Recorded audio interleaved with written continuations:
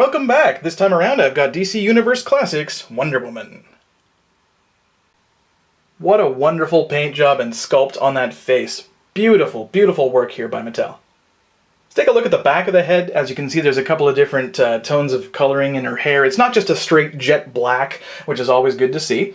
The gold on the figure, that really stands out to me. I love that. And there's very few paint little, dots here and there. Her legs, there's a little bit of extra white on the red, but that is so nothing. That's nothing overall. They did a wonderful job in terms of the paint work.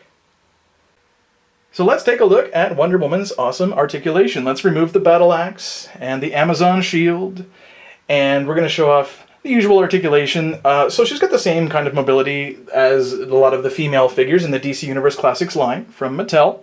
So there's a nice ball joint there in the shoulder. The elbows bend, the wrist twists, and as we move down to the legs, of course the thighs can move, the knees can bend, the ankle goes up and down, pivots up and down like that. That's really cool to see. It doesn't have an ankle rocker side to side, but that's okay, of course. We've got the thigh twist there. That's really nice to see.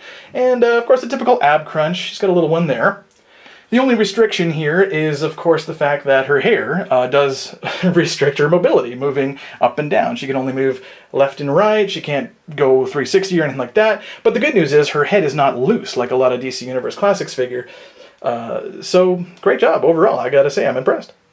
So there is Wonder Woman's Lasso of Truth. Now this is nicely detailed and painted, but it is glued to her hip, so that ain't coming off. Now for the battle axe, which reminds me of He-Man accessories from back in the day, which makes sense, it is Mattel after all. That's a nice handle there. I really like the sculpting and the paintwork. The silver and the gold go together really well. And of course, what Amazon warrior is complete without her shield? It's nicely detailed, and of course it comes with that nice little piece that snaps on her wrist. Speaking of which, I am going to demonstrate that very quickly. There are those silver bracelets that can block bullets as well. She's got a lot of different origin stories, Wonder Woman, so it really depends on what story you like best, but I believe she still does block bullets with her wrists, and see, that snaps on very well, very easily. Now let's focus on the right arm, and we're going to put that battle axe into her hands, and she'll be complete. And it does fit in very tightly. That's the most important thing I wanted to mention, that the accessories are not loose. They don't just fall out. They fit very snug.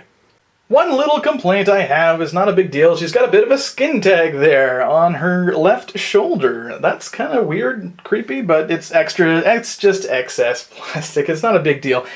So that's very easy. I can take care of that. But again, one of my concerns, of course, with any female figures is the fact that the arms are very thin and they're susceptible to breaking. So just look out for that.